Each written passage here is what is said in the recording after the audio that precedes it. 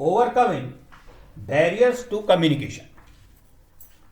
Effective communication is essential for the success of every organization. Therefore, steps must be taken to eliminate barriers to communication and to ensure that the message is properly understood by the receiver. Some of the main ways of minimizing barriers to communication are: number one, well drafted message. The message to be transmitted must be clear and concise. It is very essential to know the audience for whom the message is meant. The message should be adequate and appropriate for the purpose of communication. Number two, proper language. The message should be expressed in simple and easily understood language. The words and symbols used to convey the message should match the reference and understanding of the receiver. This will help to minimize the semantic barrier. Number three, two-way communication. The communicator and the communicatee both should participate in the process of communication.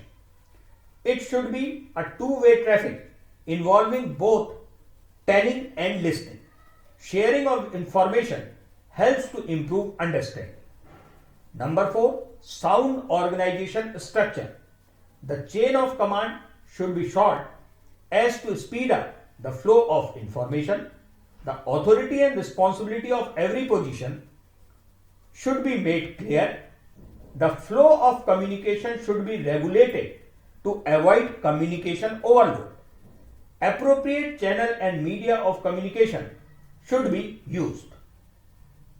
Number five, consistency. Communication should be consistent with the goals and policies of the organization.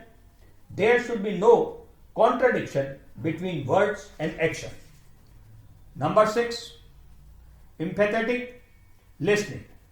One should be a good listener to communicate effectively. Superiors should develop the habit of patient listening. This will encourage free flow of information from the subordinates. Control over emotions is necessary. Number seven, motivation. A message should be so designed as to motivate the receiver to take the desired action. A sense of mutual trust and confidence should be developed to promote free flow of information. Communication should be free from personal prejudice.